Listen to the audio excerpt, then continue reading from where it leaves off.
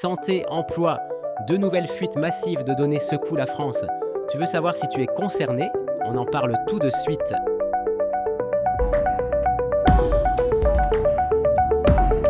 Salut à tous, c'est Alpha et bienvenue dans le JT des geeks du PC.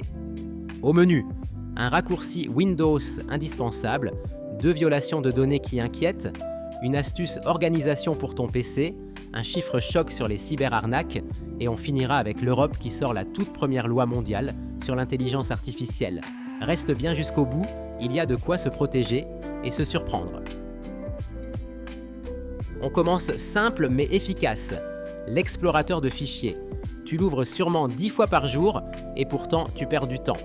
Le raccourci magique, c'est Win plus E. Instantanément, ton explorateur s'ouvre où que tu sois. Tu peux l'utiliser depuis Windows 7 jusqu'à Windows 11. Essaie ce soir, tu verras, ça devient vite un réflexe.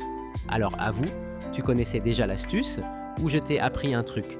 Et en parlant de réflexe, il y en a un qu'on oublie trop souvent quand nos données fuitent. Cette semaine, c'est le secteur santé qui est touché. Une fuite massive de données patients a révélé nom, adresse et parfois informations médicales. Imagine, un fraudeur qui connaît ton traitement peut t'envoyer un faux mail hyper crédible. Le bon réflexe, change tes mots de passe liés à la santé, surveille tes mails suspects et n'ouvre jamais de pièces jointes douteuses. Ce genre de fuite, ça alimente directement le phishing ciblé. Et le pire, c'est que ce n'est pas un cas isolé. Côté emploi aussi, les fuites s'enchaînent. Et côté emploi, France Travail a confirmé une cyberattaque. 340 000 demandeurs d'emploi exposés. Pour les entreprises, ça veut dire quoi? Tes salariés peuvent recevoir des mails de phishing qui semblent venir d'un recruteur ou d'un organisme officiel.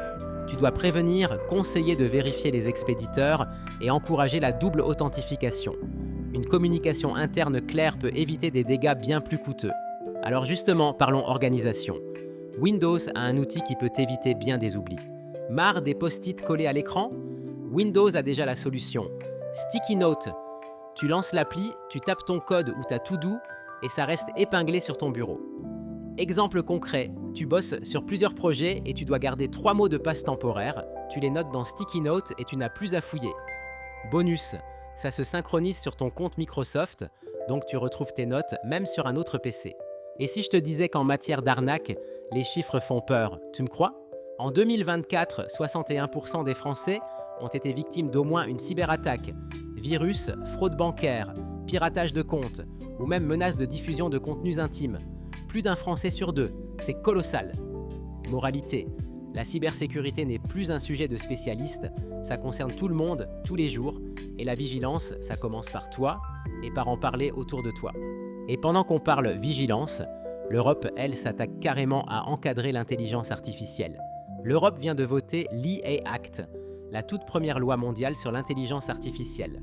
Concrètement, les IA comme ChatGPT, Gemini ou Mistral devront afficher quand un contenu est généré par machine.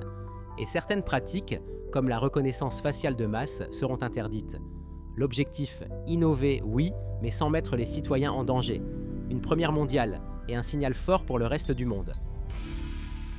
Voilà pour ce JT d'Alpha numéro 5.